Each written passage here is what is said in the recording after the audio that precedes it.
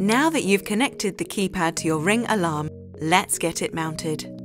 The keypad is versatile. You can mount it on the wall or place it on a table or shelf.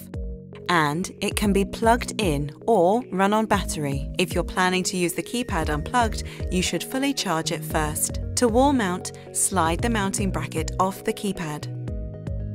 Place the mounting bracket on the wall, then mount it to the wall with included screws. If needed, pre-drill the holes and insert the included wall plugs before driving the screws in. Slide the keypad onto the bracket.